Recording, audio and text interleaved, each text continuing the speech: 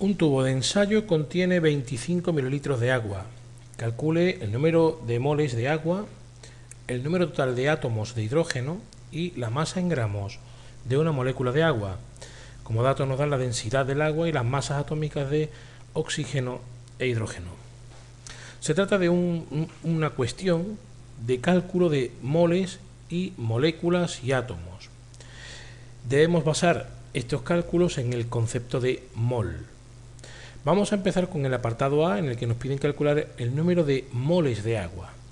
Fijaos que como nos dan como dato el volumen de agua, el volumen es una magnitud macroscópica, y nos piden los moles de agua, que también es macroscópica, no debemos usar en el primer apartado el número de Avogadro. Vamos a ver cómo lo plantearíamos. Tendríamos el volumen de agua, los 25 mililitros. Pero para poder hacer los cálculos en moles necesitamos la masa de agua, así que vamos a usar la magnitud que relaciona el volumen con la masa, que es la densidad.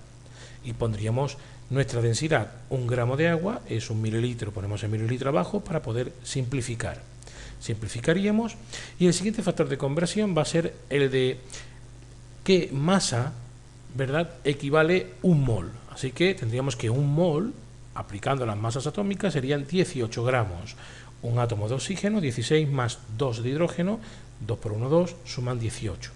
Podríamos también simplificar ahora la unidad de masa y nos quedaría al hacer la operación el valor de 1,39 mol. Esos son los moles de agua que hay en nuestro tubo de ensayo. El segundo apartado nos dice el número total de átomos de hidrógeno. Ahora, al preguntarnos por los átomos, nos está preguntando por una magnitud microscópica. Por lo tanto, es necesario usar el número de Avogadro. Vamos a partir del dato que acabamos de calcular, los moles. Así que tendríamos que nuestro tubo de ensayo contiene 1,39 moles. Y el factor de conversión que vamos a usar es precisamente el que contiene el número de Avogadro. Sabemos que un mol significa 6,022 por 10 elevado a 23 partículas. En nuestro caso van a ser moléculas, que es el paso que vamos a dar para poder establecer cuántas moléculas hay en el tubo de ensayo. Podríamos quitar de en medio, ¿verdad?, lo que sería el mol y nos quedarían moléculas, pero el apartado nos pregunta por los átomos de hidrógeno. Si tenemos en cuenta la fórmula del agua, H2O, veremos que en cada molécula hay 2 átomos de hidrógeno, así que el siguiente factor de conversión sería el que me relaciona los átomos de hidrógeno que hay por cada molécula. Tenemos que una molécula tiene 2 átomos de hidrógeno. Fijaos que pongo molécula abajo, también el denominador, para poder simplificar nuevamente. Al hacer la operación obtenemos un valor de 1,67 por 10 elevado a 24 átomos de hidrógeno. Y por último vamos a hacer la masa en gramos de una molécula de agua. Esto lo vamos a hacer de una sola vez.